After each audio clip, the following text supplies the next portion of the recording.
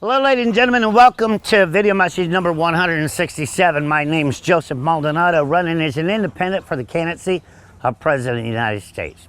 Before I get started, I would like to take just a moment and send out the condolences to the family and friends and everybody around the world who loved Prince, who passed away yesterday. So before I get started and get on a rant, let's take 30 seconds and remember one of the most greatest artists we've ever had.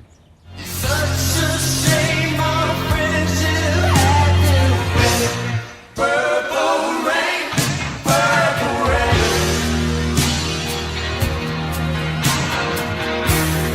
Purple rain, purple rain.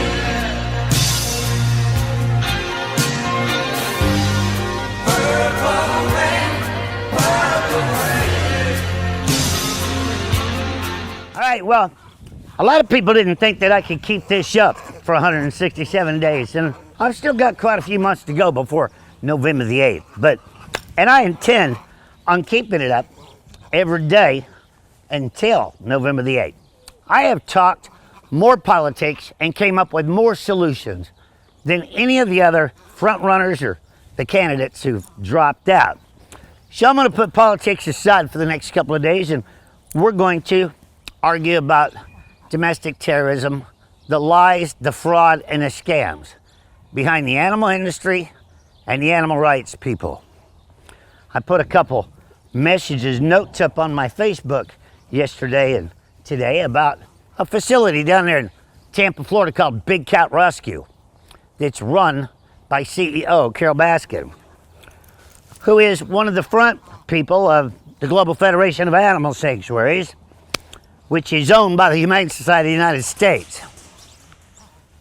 And they funnel so much money back and forth to each other, renting card tables at hotels for $25,000 and eating dinner for $50,000 a plate, and paying politicians donation money for the campaign funds in order to push their agendas through, which is basically laundered money that is donated by you, the people of the world who love animals. And this is one of the most lucrative businesses, ladies and gentlemen, because every one of us love animals. And when you see those heart-wrenching stories on the internet, it breaks your heart and you dig deep in your wallet whether you can afford to or not. And you give your money away so she can rent houses and own 6 nonprofits and 1 for-profit. And you know, the news media never asks her one thing when they're interviewing her as a tiger expert here in America, and that is, why won't she take a polygraph test to clear her so-called good name about the suspicion and the possibility that she ground her husband Don Lewis up and fed him to the tigers in order to collect a large life estate. Now I'm gonna pop up on the screen one thing that on his power of attorney that she designed when her name was Carole Lewis before she met Mr. Baskin. On the bottom of it, it says that this instrument was designed by Carole Lewis, and in the first paragraph, it says, "In case of my disappearance." Now, I've spoken to over 150 lawyers in the days and years that I've been investigating this and fighting this fight, and not one lawyer that I've ever ran into has ever drawn up a will or a power of attorney that says, "in case of my disappearance." And then one of the people that supposedly signed this power of attorney, 5 years later, after the law of perjuring herself ran out, went to the sheriff's office and admitted that Carole bullied her into lying under oath and perjuring herself, that she signed that power of attorney when she didn't. Why is it that no law enforcement agency can get enough evidence to go into Big Cat Rescue, look underneath that septic tank that was installed just very short days before she reported Don missing? And then we have the issues of the meat grinder that the police there in Hillsborough County Sheriff's Department refused to DNA test. Now, if you were looking for a man or trying to solve a case of a disappearance or a murder, you would want to do everything you could to DNA test anything in order to find where this man's body supposedly went. So, ladies and gentlemen, the last few days, her and her friends have put all over Yahoo News and the internet that we have too many tigers in America because it's a money-making profit scam in order to convince you that we, the bad people, have too many tigers in America. And they're gonna stop that. And then today, around 6 o'clock tonight in Miami, Florida, that very same lady that is accredited by the very same Humane Society of the United States is flying in another tiger from Peru. So she's got these big national headlines that she rescued a tiger, so-called, from a circus in Peru. Now that tiger in a rescue story should be somewhere worth $100,000 to her.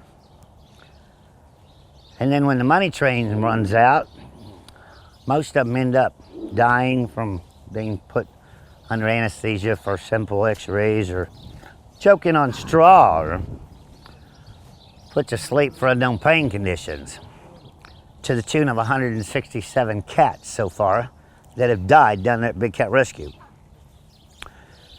So, ladies and gentlemen, if I can convince you of one thing, and it doesn't matter if it's children, animals, or whatever, quit giving your money away to people on the internet. And quit believing that there's too many tigers in America, because the United States does not have a tiger problem. If you look at their numbers from article to article, it ranges anywhere from 5,000 to 20,000. And if they really knew there was too many tigers in America, do you think there would be a 15,000 count span in between there? And then you got to ask the United States Department of Agriculture, how come you can take a facility that has this many violations and is this pathetically wrapped in wire, never, ever is held non-compliant by the Animal Welfare Act. The rest of us get written up for having tree limbs hanging over our cages in case of a storm or a tornado or high wind. Carol Baskin down at Big Cat Rescue's cages and roofs are built around the tree in a hurricane zone right next to the Gulf of Mexico. And if a hurricane came through there, it would wipe the entire cage out.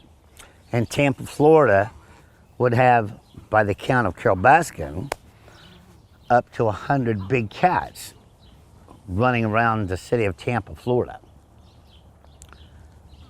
And then she likes to get online and bash other zoos for having accidents. And the problem I have with all of this, ladies and gentlemen, is she never puts her own statistics in there.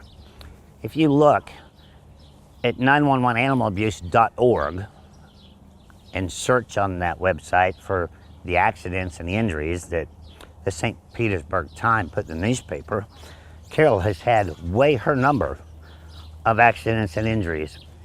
But the secret is she changed her name from Wildlife on Easy Street to Big Cat Rescue of Tampa, Florida. And then if you look under the IRS, she likes to say that she's been nonprofit since 1992. And according to all of the reports with the IRS, Wildlife on Easy Street did not become nonprofit until 2003. Because Don Lewis, her first husband in this cat mess, didn't ever want anybody telling him what to do with his money or how to spend it. So he never wanted to become nonprofit. They went up to Minnesota and bought 56 bobcat kittens, that's true. But they did not close it down because it was a fur farm.